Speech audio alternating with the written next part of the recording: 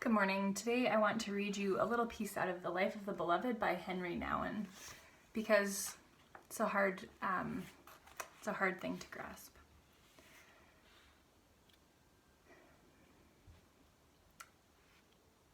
My only desire is to make these words reverberate in every corner of your being. You are the beloved. The greatest gift my friendship can give to you is the gift of your belovedness. Isn't that what friendship is all about? Giving to each other the gift of our belovedness.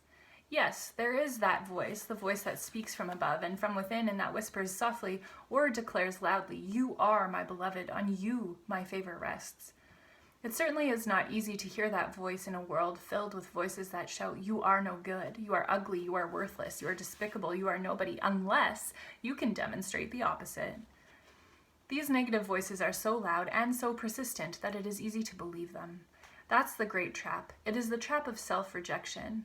Over the years, I have come to realize that the greatest trap in our life is not success, popularity, or power, but self-rejection. Success, popularity, and power can indeed present a great temptation, but their seductive quality often comes from the way they are part of a much larger temptation to self-rejection. When we have come to believe in the voices that call us worthless and unlovable, then success, popularity, and power are easily perceived as attractive solutions. The real trap, however, is self-rejection. I am constantly surprised at how quickly I give in to this temptation. As soon as someone accuses me or criticizes me, as soon as I am rejected, left alone, or abandoned, I find myself thinking, well, that proves once again that I am a nobody.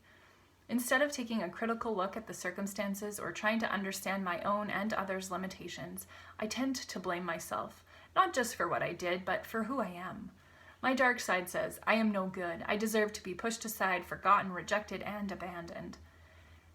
Maybe you think that you are more tempted by arrogance than by self-rejection, but isn't arrogance, in fact, the other side of self-rejection? Isn't arrogance putting yourself on a pedestal to avoid being seen as you see yourself?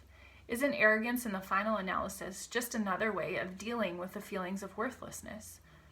Both self-rejection and arrogance pull us out of the common reality of existence and make a gentle community of people extremely difficult, if not possible, to attain. I know too well that beneath my arrogance there lies much self-doubt, just as there is a great amount of pride hidden in my self-rejection.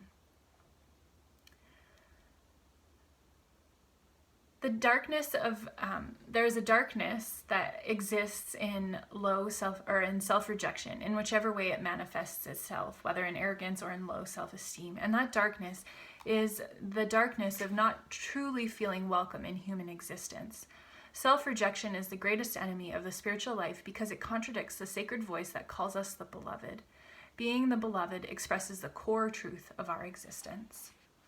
And so today, I invite you to reflect on how self-rejection is part of your life, how maybe you can begin to reject the self-rejection and embrace your identity as belovedness so it can become the core of your existence, and how maybe, in fact, you can offer your friendship as a way of helping others understand that they too are the beloved.